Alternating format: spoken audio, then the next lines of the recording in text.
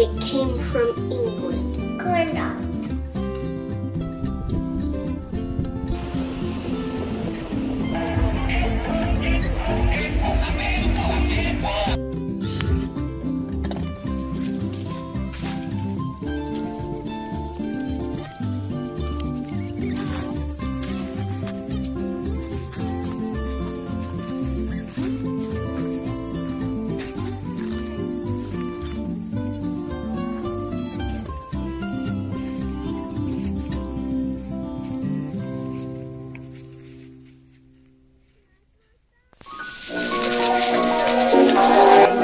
Welcome to episode 2 of Off the Rocker with Kelsey and Aaron.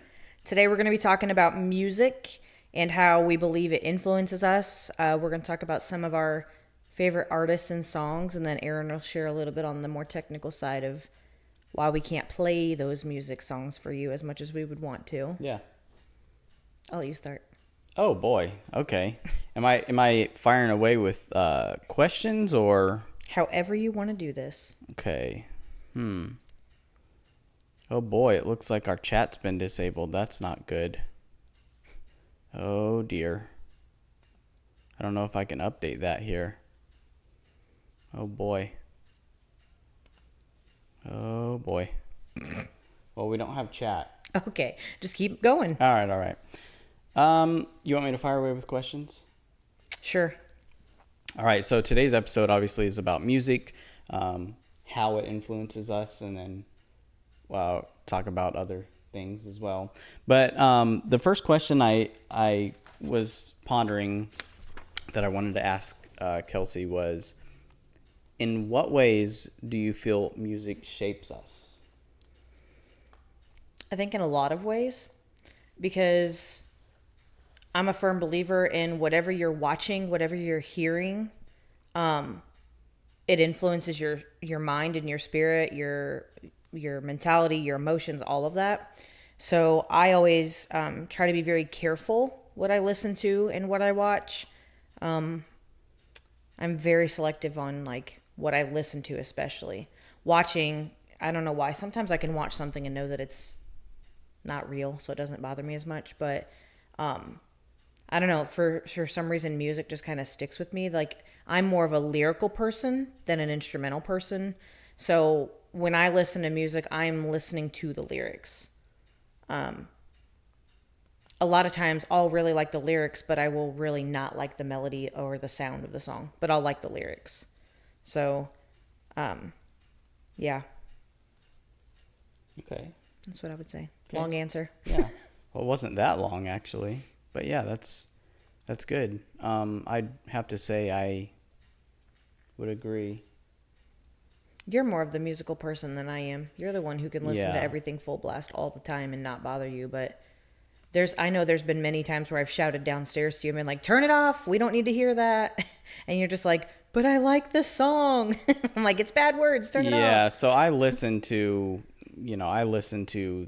the melody first off, and a lot of times I either am not paying attention to the lyrics or it's just, what are you doing? Listening to you. Oh,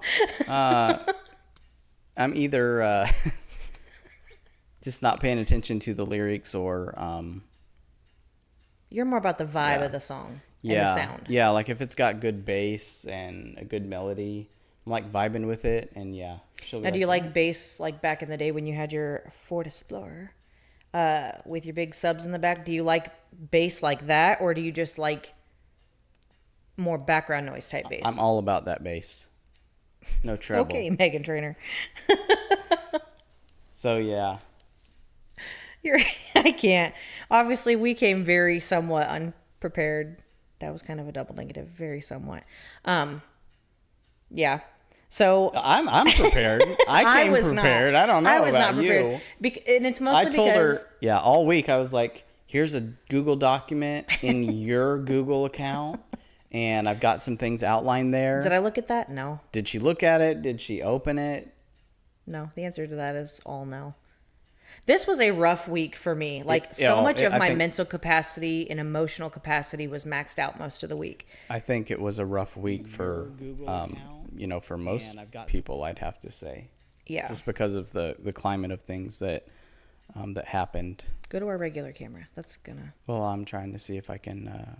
That's gonna mess me up. I'm gonna try to enable comments here real quick while we're doing. Well, anyway, so I said I'm more of a lyrical person. So as an example, now, in our teaser video, I kind of discussed a little bit how, like, I'll be in a really rough mood. And so I'll listen to worship music or music that's just positive in general or uplifting. It could be secular music that's still uplifting and things like that. And it'll completely change my mood. It's almost like it takes my mind and takes it somewhere completely different off the track that I was set on. So a song that always like reminds me of like why I like lyrics better is there's an artist called NF. I don't know for sure or fact that this is a Christian artist or whatever, but he has a song called "Oh Lord." And so I screenshot the lyrics just so I can share like why I'm a lyrical person. I'm a lyrical person too, I guess. That was a good one. But we need a mini drum set. Nice. But yeah, I'm just going to read a small gap of these lyrics. Now this is a rap song. It is a slower song, which is, I don't really like slower songs. I'm more of an upbeat, jolly person. So slow songs are difficult for me. So it says, everybody wants to change, but nobody want to change though.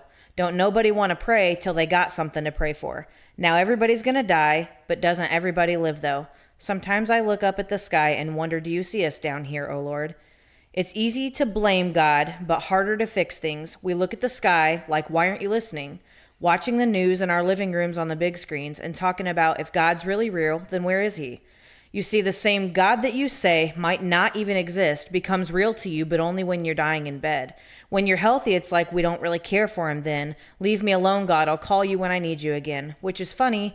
Everyone will sleep in the pews, then blame God for our problems like he's sleeping on you. We turn our backs on him. What do you expect him to do? It's hard to answer prayers when nobody's praying to you. That is why I'm more of a lyrical person. You know what I'm saying? I am a lyrical Pearson person. And that's why, because to me, like when an artist takes the time to think about what they're sharing, what they're saying to the listener, I appreciate that more than somebody being able to insanely well play an instrument. Like anybody can learn how to play an instrument, but not everybody can think of the right words to say at the right moment. So that's why I appreciate lyrics more than the sound of something. Good explanation, huh? Yeah. Yeah, sometimes I'll take a song to her and I'll be like, what are they talking about? And she'll be able to interpret it for me. And sometimes we'll be like, oh, that's not the greatest. Listen, there's one band whose music I will never be able to interpret the understanding of it. And that is your favorite band. I have tried countless times to listen to what they're saying. And to me, it's like nonsense sentences put together. And I try really hard. And there are songs of theirs that I do like the sound of. But I can't understand what the message is they're trying to say, or if it's just like sometimes a band will just throw a song out there just for fun. It doesn't really have a deep meaning. It's just to sound fun. But your band, I try. Right, so, I don't understand. So I know I've been kind of working on some of the technical things, and I think I've got chat back up and going. So Kelsey's talked for the most part she's talked mostly at the beginning of this podcast, and I think if we're going to divert and talk about my favorite band, I can talk for just a little bit. Mm-hmm. So Kings of Leon is my favorite band. The very nice people. We did get to meet them in person. We got to meet them in Nashville, and that was a big deal for me. We got their autographs, so I've got that. Can I pause you right there real quick? Yeah. Okay. Aaron embarrassed me like hardcore the last episode, so you're probably not gonna get embarrassed by this. You should be though. How did I embarrass you? So when we went to meet these guys in person, it was at Grimey's record store in Nashville, Tennessee, or near Nashville, and we got to get stuff signed by the band for Aaron. And let me tell you what, he was tremoring like when he. Liar. When our kids witnessed this, Aaron fangirled There's only one other time I've seen Aaron fangirl this hard, okay? And I'll share that too. But when we were at the table and we were next in line to like shake their hand, say hi, and kiss the ring, and all the things you do when you're meeting like people you just really love, right?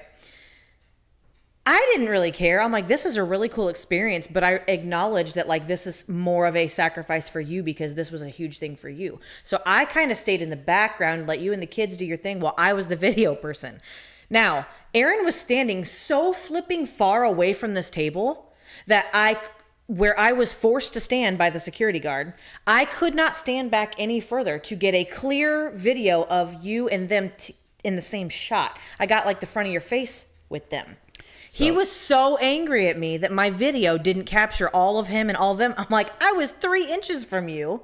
And he was literally, he was shaking, guys. No, he was so excited. I wasn't shaking, you but so this were. was my one moment, right, to meet the band that I listened to, and their music has, I would say it's gotten me through some like hard times. Like if something's bothering me or I'm going through, a hard time, or especially when I was in college and had some challenging moments, I could just listen to their music while I was writing, and it would just get me through. So their music means a lot to me, and their journey.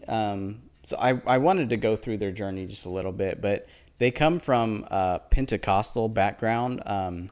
Their dad was a traveling preacher, and he, kind of diverted and got into some like bad things because they didn't have money.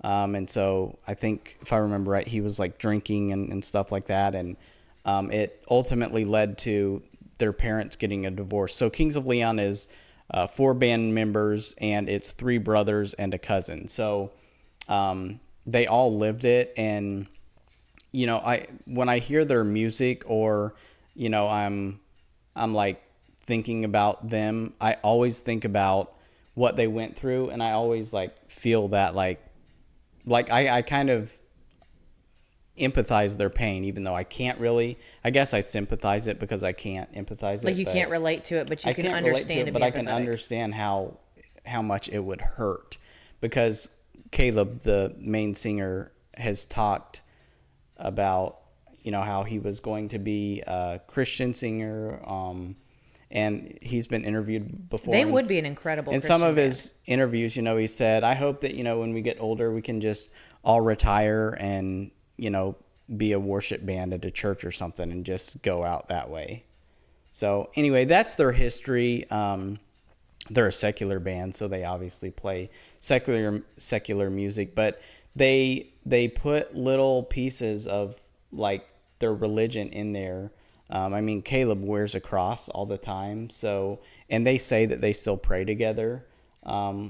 Like one of their songs starts out with "When the Roll is Called Up Yonder." So obviously we know that's a gospel hymn. But anyway, that's just a little history. Where were we? I got sidetracked. I wanted to talk about because you're fangirling. Oh yeah, we were going to talk about when I got to meet them. So yeah, I was standing up front posing like this, and she's just standing there chatting. So it's my one moment. It's literally like he stood there it's with a literally stupid smile like, on his face for no, moments. it was literally probably like 120 seconds of my life where I get to meet him, and she's chatting with them about things. No, I wasn't. I was talking to the security guy. He's like, "Stay right there," and I'm like, "I'm with them." And he's like, "Oh, okay." And that's how quick that interaction went. It was like a 4-second. Yeah, it was pretty quick. The longest conversation we had with them is our son Caleb was talking to the drummer at the very other end of the table, and he said, "Oh, your name's Caleb?" He goes, "Did you know his name's Caleb?" And then Caleb Follow Will, yeah, started talking to our Caleb. And they just thought it was cool that they shared. He goes, said, "Man, he's like, you're my favorite Caleb." Mm-hmm. That's what he told him. Well, no, he said, "You're my favorite person here." Yeah. Yeah.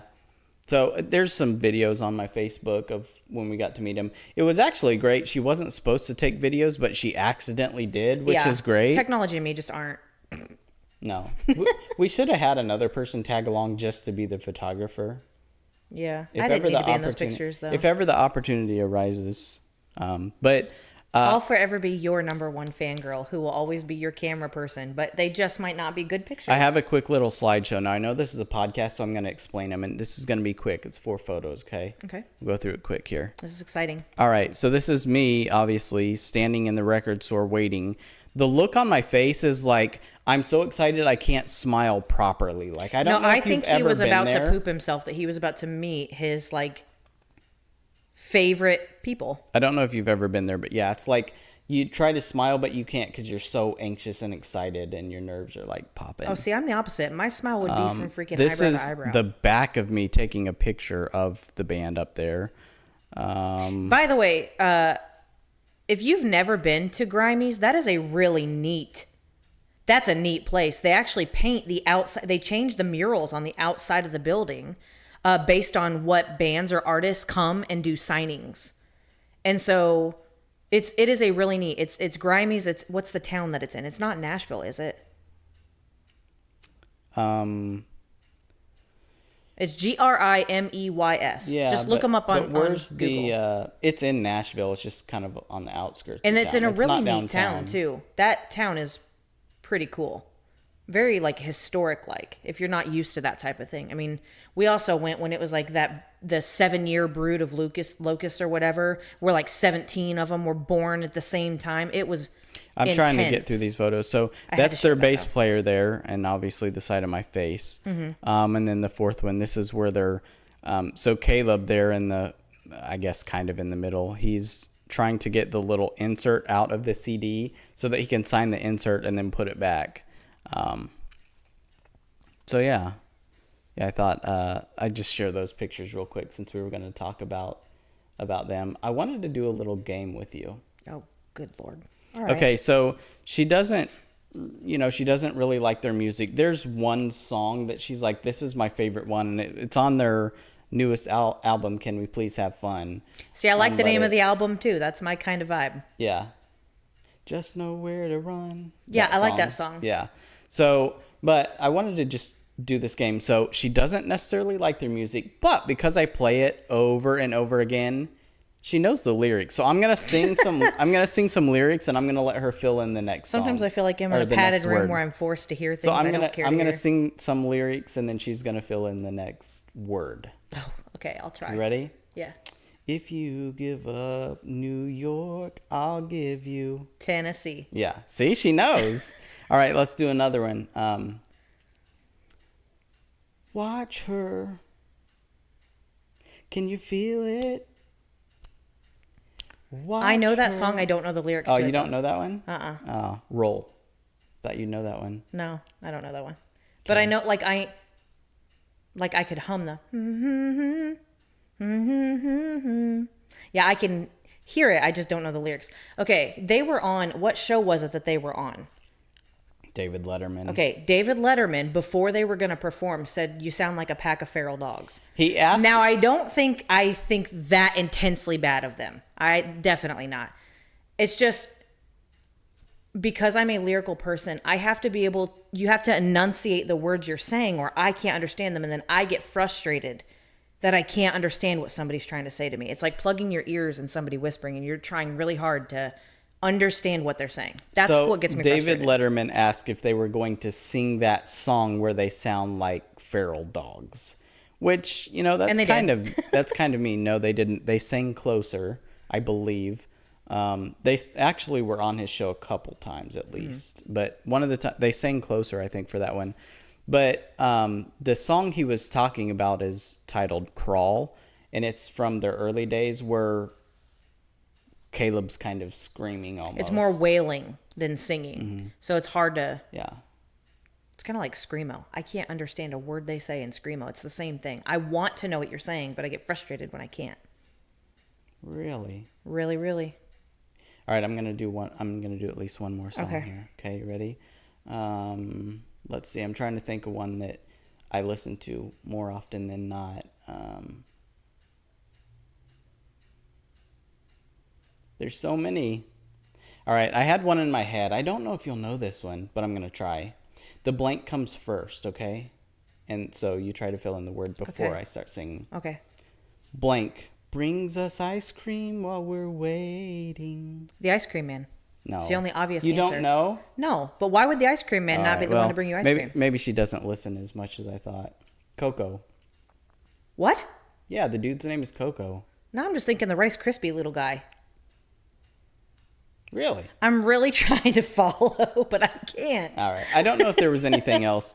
I definitely wanted to talk about Kings of Leon, their past, how they have an impression on me as a secular band. And yeah. And now I play bass at church, so I kind of feel like... You got the hair I feel thing like going. I'm Jared Followill, like, but praising Jesus.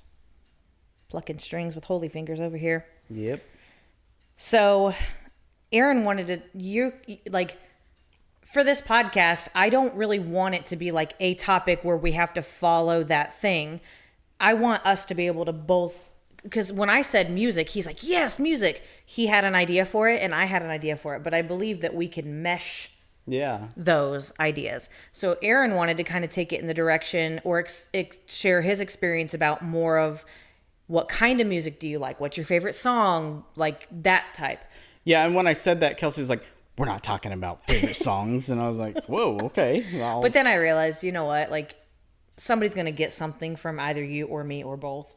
So when I listen to music, I think more of like, how does this make me feel? If something makes me feel yucky, I reject it. I don't like it. Like a type of music that I will not listen to, that's secular is, and I'm not even going to share the lyrics, but certain artists that sing songs about body parts of women or explicit. Yeah. And it's not because of like feminism. It really has nothing to do with that. It's just like I feel disgusting when I listen to that stuff. Like basically all the songs I listened to when I was growing up. Yes. We listened to those. Yeah. And we would dance those. I would go clubbing. Like that was my life. So like as an adult, I think it has to do with me being a mother of a young girl. And I in my head, I think now I don't want to be listening to anything that I wouldn't want her to be exposed to, or even our son. I want to try to protect the innocence of my kids. So I'm very cautious about what we watch when they're around, what we listen to when they're around. Like, yeah, I would say I'm the more protective one of that. Typically, those songs in a way is nostalgic. I kind of cringe when I say that because the lyrics are definitely like T-Pain and all the people we used to listen to. And even there's some of those songs that aren't. I mean, most of them have explicitives in them. Most? You mean like all? Most. Well, anything that plays on 96.5. When I had my Explorer back in the day, I had subwoofers in the back, and I love bass. I still love bass, but one of the songs I would always listen to was called "All Falls Down." Yeah, from Creed. No. Who was that? I don't know. It's a rap song. Oh, that's not the one I'm thinking of. It's kind of like hip hop. But I would always listen to that, and there's derogatory things. Like I'm thinking of one of the lyrics in particular, where it's like totally something I would never say and never agree with. Mm-hmm. But it was like in the song. So did you know, spiritually speaking, this is really interesting, that the original root of the word song is chant? Do you know what a chant is in the spiritual realm? It's a declaration. It's a decree that you're making. It's something you're speaking out into the world that you're in agreement with. So when you sing along with songs, you are quite literally chanting. That's crazy. In the spirit realm, what that song is saying. I'm glad she studies up on stuff like this because I'm an intelligent person. I didn't know that. I'm an intelligent person who likes to seem not intelligent.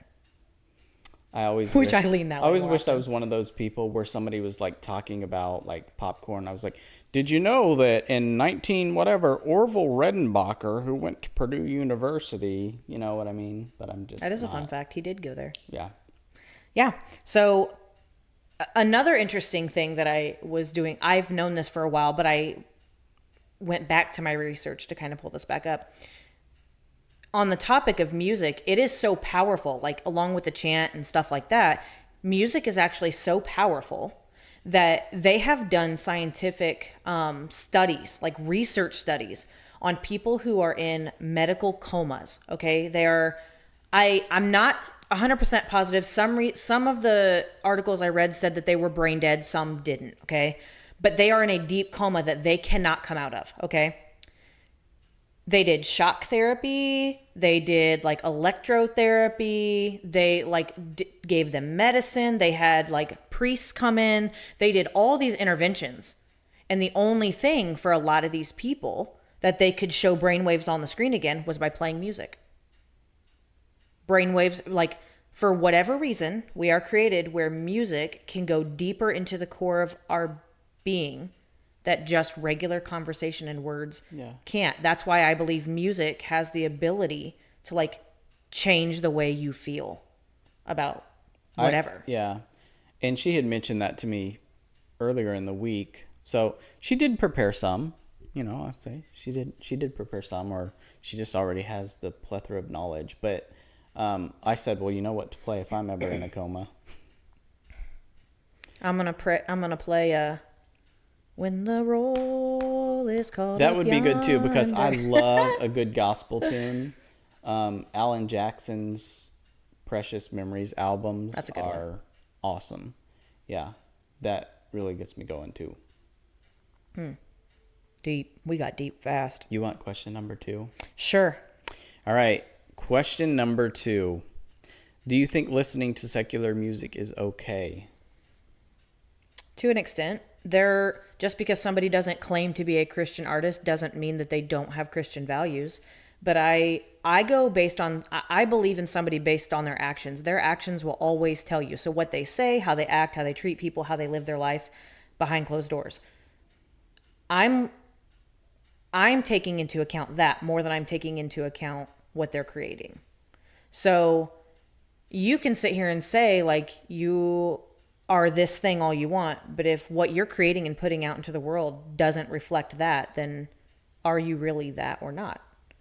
So I personally prefer non-secular music because I know it's safe for my kids. It's safe for me to listen to. But you're also a country girl. I do like country songs, but there is a limit. Like if the song, like I do get tired of hearing songs that are all about drinking. Like, but it's because of my experience with drinking. Like I don't want my mind to go back to those days. I think, did I mention this in the first podcast? 5-card poker on a Saturday night, church on Sunday morning. Yep. I always think of that song when it's like we're talking about that. Yeah. That's really the life I was living though. It's very true. So yeah, I don't know. I think it's because of what I've experienced in my personal life. Like, I don't know. I think secular music is fine. But again, if you're getting into the realm of I'm gonna demoralize humanity, and like there's even songs that artists sing that little 12, 11, 9-year-old girls are listening to and little boys that are listening to, and they're out here like singing them. Like there's a song by Lizzo. There's Cardi B songs. There's Nicki Minaj songs. And I'm like, what are we doing with little children singing these songs? This is all I have to say, and you all will know. When I was in 6th grade at our like picnic before we like, I think it was probably at the end of the year. 6th grade, end of the year, and mind you, I'm a little bit older. So boom boxes with CDs, Cisco. You getting it? The song. Mm-hmm. The famous song, the blank song. Yeah. Yeah. Why are you laughing so much? Just because I know you and I know the people you ran around with, and it's just like, I say this with all due love, but it makes me giggle. I have to share this.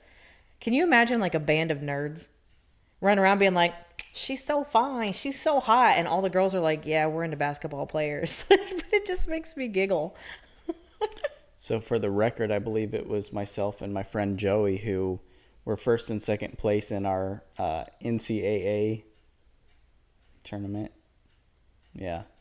And back then I wasn't big into basketball, but now it's like she knows during March, like she doesn't get to see me much and she gets really mad. And I'm like, all right.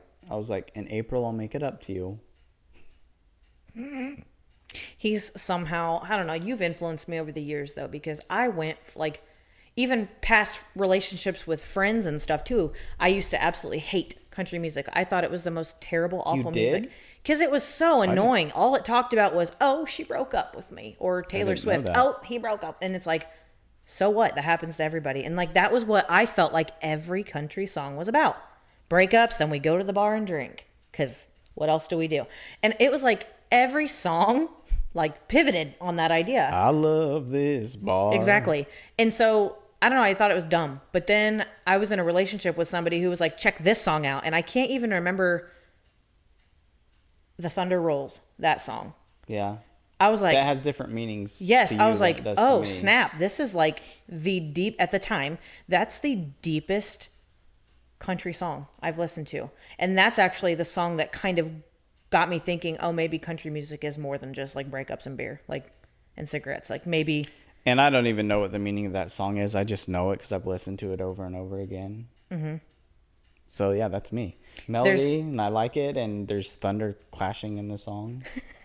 Yeah, we're not going to lyrical miracle into that one. Oh, but, okay. You know what it means? Yeah. I mean, you don't have to go in the background, but I just meant like the meaning of this song, like the song in general. I don't really like the song. Okay. It's just the words I know that got me. I know that. You don't like The House That Built Me either. Every time I turn that one on. The Miranda Lambert song? Yeah. Because it makes me so sad because it makes me think of my childhood home and all like the traumatic things that happened in that house that I'm That's like, crazy. But it's weird. I would give anything to go see what the house looks like now on the inside. Like it's changed so much on the outside. I will say songs really do have connection to events. Like there are certain songs I can hear and it puts me in that moment. Like we're going to go back to Kings of Leon again just for a moment. But, their song Use Somebody. The first time, I know where I was the first time I ever heard that song. I was on Schuyler Avenue turning right on the 52. I remember that moment.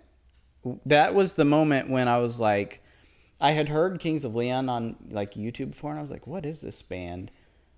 And then I heard that song and I was like texting my buddy. I was like, did you hear their new song? So yeah, like that. I always remember that moment. Funny. But that song is way overplayed, so I usually don't play that one. Just because it's like literally like everybody knows it and they play it. That literally made me think of, do you remember when I broke up with you, one of the last times, because we were on again, off again, because we were so dramatic. High school sweethearts. But one of the last times that I broke up with you, you had texted me. This is how you communicated, was through music. You'd hear a song and you'd want your ex to hear it. So you're like, this song reminds me of you. And you'd send it to him because, dramatic. That song, now you're just somebody that I used to know. Gautier? Yes. What about it? You sent me that song and I'm like, oh my gosh. No, I didn't. Yes, you did. That was the first time I ever heard that song. And the week after that, it was on 96.5 over and over and over again. And I remember thinking, man, he must be calling into the radio station telling him to play that song for me or something. Oh, really? Yeah, because it was like, what's a better way to like punch it to somebody than say, hey, this song was probably written about you because you're a terrible person. This is how you made me feel. Here you go. But I remember you texted me that song. You're like, you need to go listen to this song. And I'm like, okay, thinking it won't be that bad. And I'm like, oh, he's really upset with me. So I'm thinking about another song. I remember when we were broke up and you came over.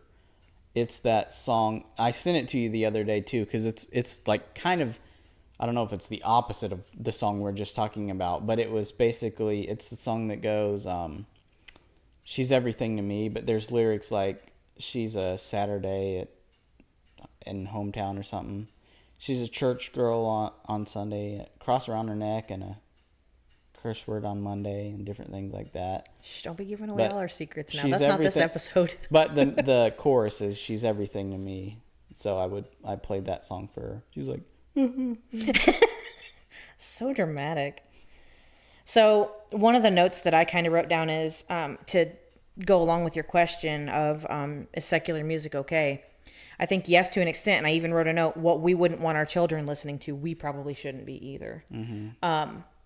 Because it does put thoughts in your head. It makes you think of things that you probably shouldn't be thinking about. True. Very true. You and I, I think the foundational core, non-negotiable that we would both agree on in our life is our faith.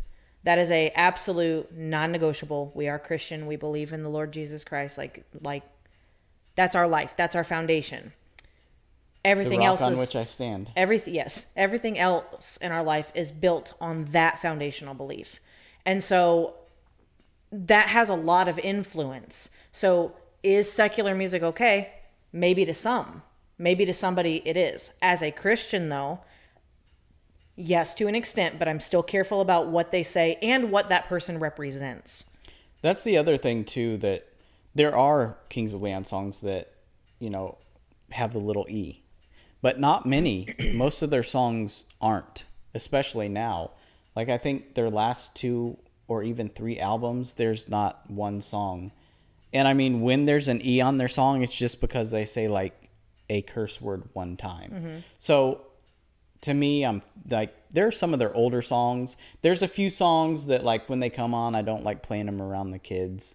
But because they've got, like, they say things that mean something and, like, I know what it means. But our kids are to the age now where they do ask. They'll hear something and be like, what's that mean? And we're like, when you're a little older, we'll talk about it. So, like, there's a few, like, I'll skip. If I'm just listening to them in general and it's, like, on rotate, I'll have to skip them because I'm like, I don't want the kids hearing that. Mm-hmm. But other than that, most of them are, and their meanings aren't like most, like, hip-hop songs where, you're just trying to get with a girl and it's not a provocative go meaning. Somewhere else and find another girl. So let me ask you this. I don't think you did, but your friends definitely did, like myself.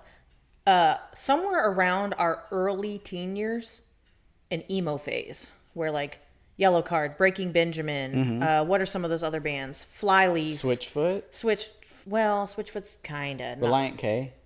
Yeah, like, there's an emo phase that we all are just navigating our emotions and we're all figuring out what life is about. And we're getting ready to embark into adulthood because we're about to graduate high school. Yeah, and those bands are great guides for that. Yeah, and so these songs are what were pivotal, like, in the early 2000s. Blink-182, yes. Green Day. And granted, those are very secular.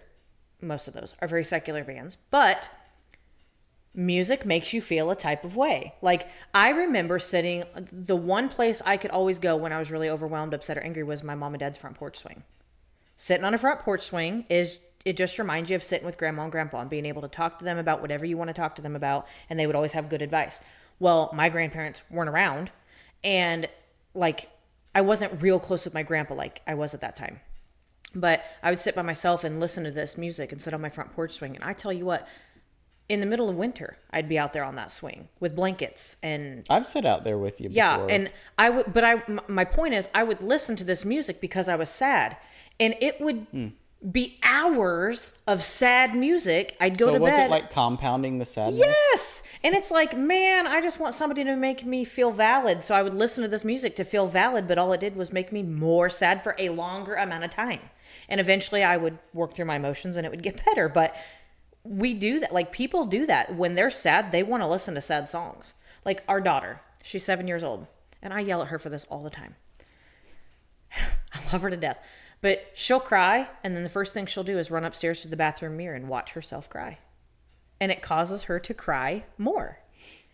And I'm like, why are you doing that? But I think that is a primal need that people have. We want to feel validated. And so we'll turn to music, we'll turn to drugs, we'll turn to looking at ourselves in the mirror crying because it makes you feel like somebody's, like, watching you cry, Like, we just want to know when we're upset that we're not alone. And so we turn to things. And music really is a big thing that catalyst. It's a big catalyst that either will make you feel better and help you work through your emotions, or it will just keep dragging you. It'll keep dragging you through those same emotions and bring you back to that place over and over again. So back when we were in high school, I would burn CDs. Hopefully most of you know what that means.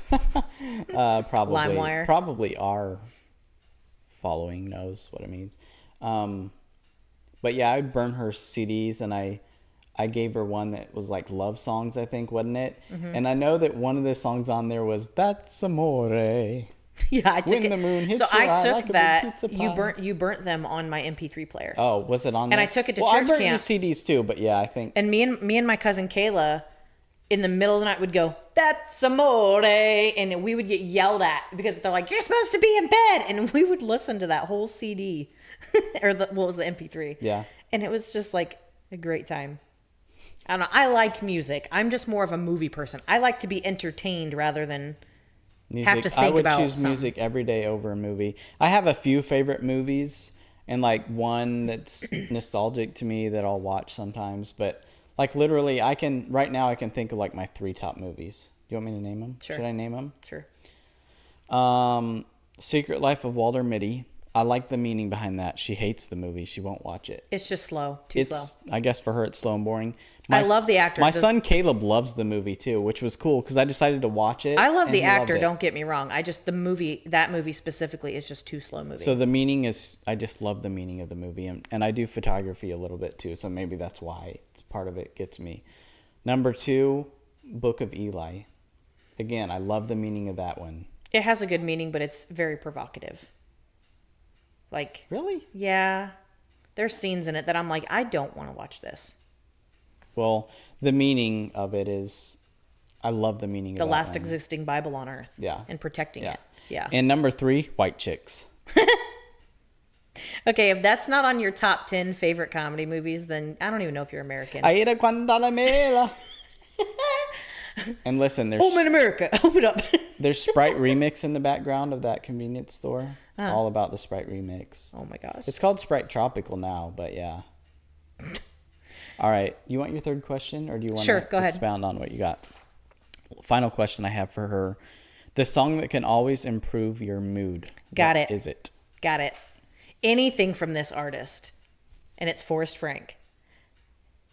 That guy is a bop. Like, the person himself just doesn't miss. Like, let's have a celebration. That's my starting song every morning. Like, it's time to clap our hands and stomp our feet. Let's have a celebration. I'm telling you, every Sunday, the kids ride with me to church because you're usually there early for worship practice. And we turn on Forrest Frank. There's 2 songs. Celebration and what's the name of the other song? Is it Up? No, it's Good something? Good time? Today is going to be a good day. Good day.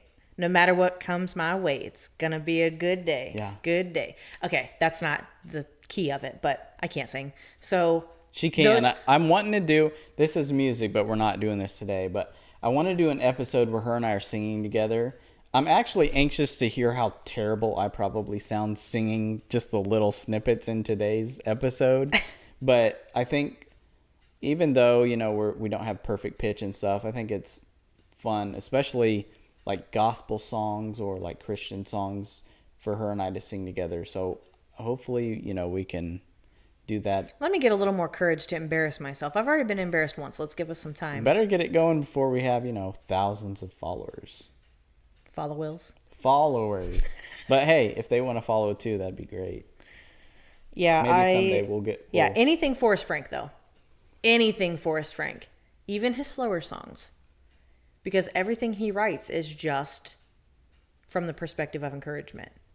And I'm all about that. Like, I don't know. It's a great way to start your day, listening to a bop of his. It just puts you in a good mood for the day. So I always laugh to myself, though. God and I will have like conversations in my head on my way to work or wherever I'm going. And the weather will be so crappy. Okay? Like today. And it's I'm in kinda my car gloomy. going, let's have a celebration. And on the way, I'm sure we have a lot of international folks around this area because of the university. And I go by all of them on the way to work. And they're probably like, this chick, what is wrong with her? And I'm just like, Nice. and I'm all by myself in my car. I can be myself when I'm by myself, but when people are watching, I'm like, nope, shut that down. So I like going off on tangents, just short tangents though in our episodes here. Short. When we conversate with people, different gears are turning and it connects us to other things. But she's talking about the university town we live in, and it just reminds me that there's a Purdue game today, and I thought it would be really cool. I added this to our list. I don't think I've even told her this yet. We have a list of like ideas for podcasts. And for one of them, I thought it would be super cool. Maybe I did talk to you about this, to do like an episode. I think we're planning on keeping on a schedule of Saturdays in the morning, but there will be afternoon Purdue games. And I thought it would be super cool for us to have an episode that lines up with when the game, like for kickoff. So I thought that'd be cool. we can maybe do that one This time. is our podcast, not mine, so we can do whatever we want to do with it. Oh, cool. I like that. So that was tangent number 1. Hey, I got a question for you because my brain is all over the place. Okay. Did you grow up listening to VeggieTales? Yeah. Somewhat. I had a friend who went to a Baptist church, and I went there with him some. And I remember we watched the Grapes of Wrath episode. The grapes that get on the raft. Okay, I like the original VeggieTales. Let me make that clear. We downloaded a Christian app for kids for our kids to watch like Bible stories and stuff. And the VeggieTales they had on that was not the original. It's different. The storylines Yeah, are it all was different. almost like secular version. Yes. And then at the very end, they were like, God loves you, or something yeah, like when the that. storyline had nothing to do with the Bible. That was it. That was all they said. Yeah, so I'm talking OG VeggieTales like, oh, where is my hairbrush? Oh, okay. that's, Or yeah, that's a classic. I know that one. everybody's got a water buffalo. Ooh. Yeah. Okay. Tom the Tomato, right? Wasn't Tom the Tomato on there? Larry the Cucumber and Bob the Tomato. Oh, How Bob. dare you? You unethical I thought being. you were going to call me a blasphemer or something. Blaspheme the gosh. VeggieTales spirit. Sorry. My aunt, Bob, Tom, you know. my aunt and uncle on my dad's side of the family, they are from Illinois, and they used to have this huge, big green. I think it was called an Astro van. I like them talking the Yeah, big cargo they have vans. Astrovan was the thing. So my aunt and her kids were really the influence for me to turn on to VeggieTales. I had never heard of it until they. Like Disney radio is something they turned me on to as a kid. And I always find this so funny because we're talking about music. And I remember the one and only time in my life where I was shooketh that somebody changed overnight. So one time we go with my aunt in the van. We're going to their cottage out on like Lake Schaefer area here in Indiana, and they're like all VeggieTales. They're all Radio Disney. They're all like Kids Bop, right? The clean stuff. And like, I don't know, a few months later, they come and pick me up and we're listening to, I don't even remember what it was, but I remember it was like, oh my gosh, you guys are supposed to be good Catholic kids. We were listening to VeggieTales and now we're listening to this? Gasp. Like, I remember thinking like, you listen to what I listen to? No. And it totally like broke my image of like yeah. all that I had thought about them, these like super pristine Catholic kids. And then like, oh my gosh, they're just like me. They listen to really bad provocative music too. And we were all kids in the backseat of that van just bopping to it. You know, artists changed too. There was a band, and I can't remember the name of the band is escaping me, but they were a Christian band, and I was listening to some of their older songs I had in a playlist. Now, they're not like singing Christian music, but they're like a Christian band that like sings good songs and stuff. I was listening to some of their old music and I was like, man, what happened to them? Where'd they go to? And I found them on Spotify and started listening, and I was like, what is going on? I was like, is this not the same band? They're not a Christian band anymore. So they derailed. And I would imagine there's probably thousands of artists that start out with a dream and a vision in mind. Katy Perry. That even God could have put on their mind, right? Or even just a dream they had themselves that wasn't like bad. Don't let the claws get into you. And then, and then they get to Hollyweird and all of a sudden they change. Like, look at Sam Smith. Look at his drastic. Listen, I don't want to make anybody upset, and listen, I like some T Swift songs. She's got some good songs, like Shake It Off. I kind of like that tune. It's a good bop, as you would call it. Mm-hmm. But let's just think, Teardrops on My Guitar, Lavender Haze. Like, we've kind of...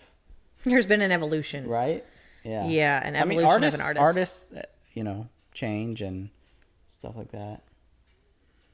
Yeah, But there's kind of like, who was it we were talking about? Teddy Swims or something? Yeah. Yeah. We had a conversation yesterday. The real estate agent. We were talking about that with her. Yeah. Mm-hmm.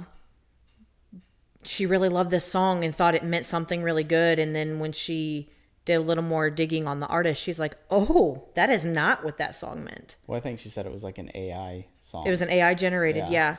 Which you do have to be careful with that. I think AI really, my gosh, generates and stirs up so much strife. Good and bad, I will say. It does good and bad. Like, there's been some messages that I've heard and then found out that it was AI generated. I'm like, what? Yeah. Like even with this Charlie Kirk thing, somebody asked if Charlie Kirk were able to give a message to America yeah, today, that's right. what would he say? And I it was so dead on. I heard her playing that, and I was like, "Is that something he recorded, like in case?" And she was like, "No, it's AI." And I was like, "Yeah, it's "Whoa." AI generated." She just asked ChatGPT if Charlie Kirk were alive right now, what would he say? And I'm like, "Wow, what a good message!" But it was completely made up by AI. And I'm like, "Wow, if AI is that powerful and that convincing, that's scary." Like, that's really scary. All right, do we want to talk about some of the public domain stuff I've been Go ahead. getting into? So when we were talking about music, I was like, we probably can't share any music. Like, we can talk about music as much as we want, and we can sing songs, but we're not the artist, so it's not going to sound, like that. And so I was like, what can we share? Like, what can't we share and what can we share? Well, we basically, more or less we can't share anything, but you can share songs that have moved into the public domain. So from songs from like I think it was like 1920. So it's a time frame. Yeah, it's a time frame. So it's like any songs from like 1900 to 1940 or 50, somewhere around there. It's 100 years before it goes into the public domain, which means you can share it like it's public. You can use it as like background music. You can use it for like a video intro, that sort of thing. And then from like 1950 to like 1970 or something, it's like 110 or 120 years until they're in the public domain. So the newer songs is going to take longer. So essentially, we're in 2025, and to be sure that you've got that 100 years, anything from like 1924 or older is in the public domain. You know what's crazy about that right there? What? That's the era my grandfather was born. Like somebody I knew, lived with. Mm-hmm.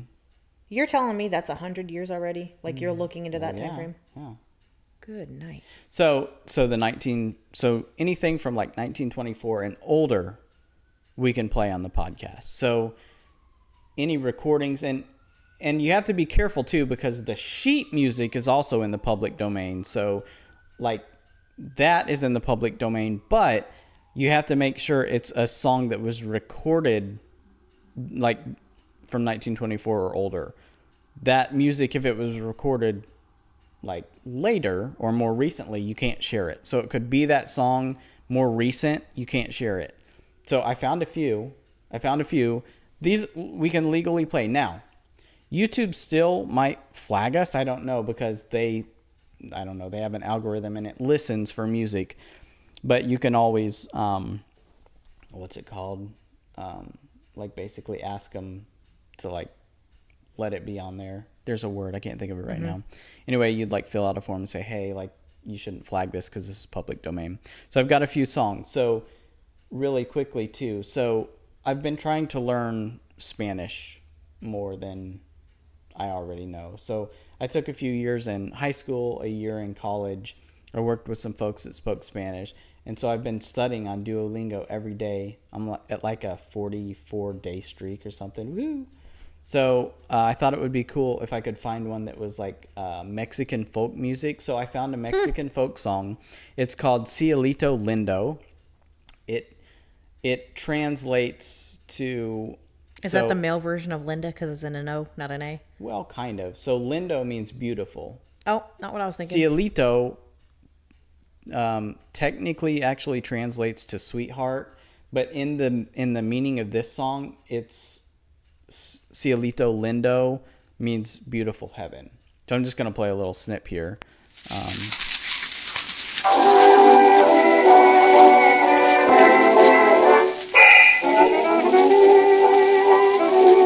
So it's obviously just instrumental, but there are some lyrical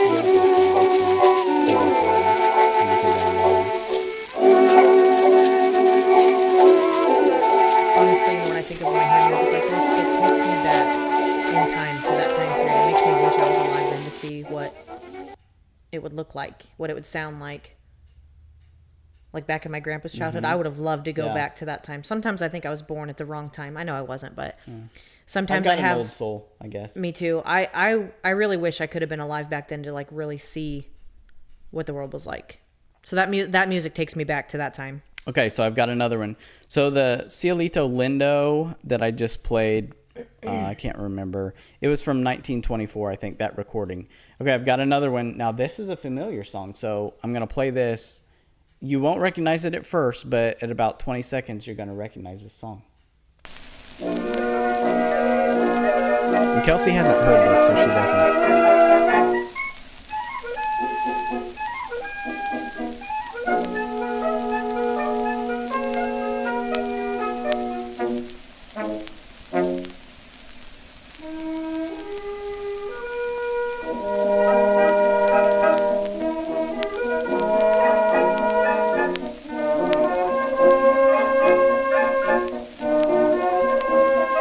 That's the carousel song. Yes, when you're riding a carousel at the carnival. That's a whole song. I didn't know that.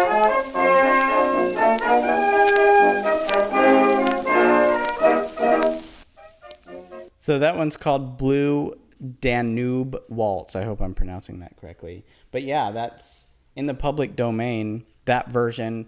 You can take the music score and you could record it yourself and then use it, obviously. But you could copyright it. So if I took the music score and created that with an orchestra or instruments, I could copyright my version. But this version that was recorded in the 1900s, because it was 1923 or previous, wasn't.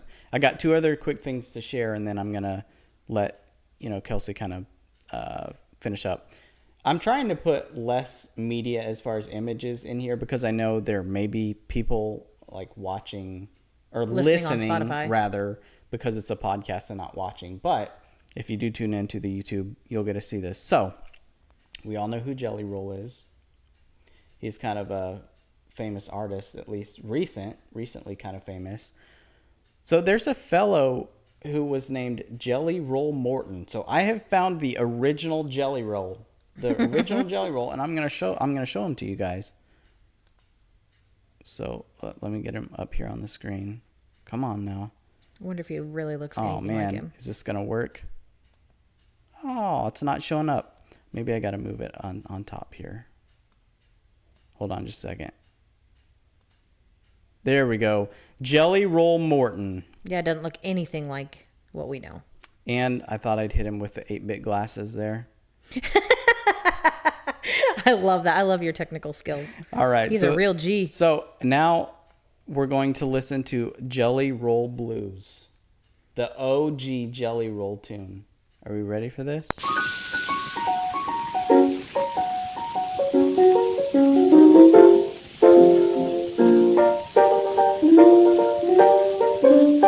I've heard this before.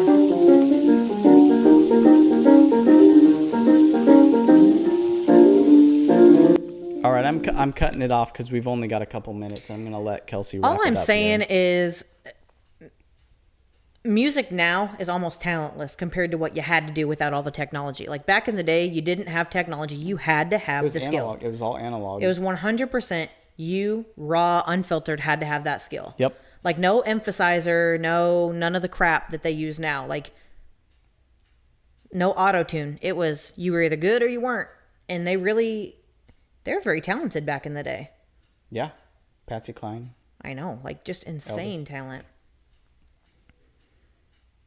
So you want me to close out? Yeah.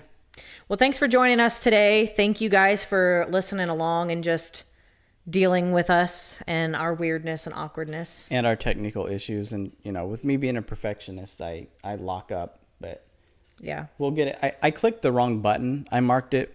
I said yes for kids. And if you know anything about YouTube, that they shut off the commenting. So that's my bad.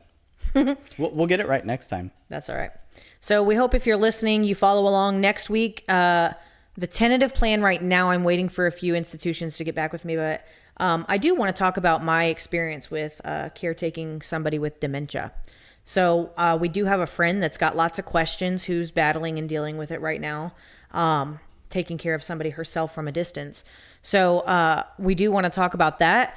And then we're going to start getting into some hard-hitting topics that are more personal for Aaron and I, more breaking open the shell and exposing a lot of decisions we've made and things we've done in our relationship and how we've overcome in our life. Yeah. So we've got some really intense but good and encouraging episodes coming up, and we hope we can get enough research in before we go to post. We're not posting anything until we feel like it's ready to go.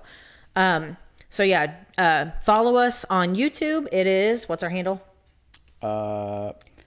At podcast_OTR. Yeah, so follow us on YouTube. You'll know you can watch live and comment when we go live on YouTube.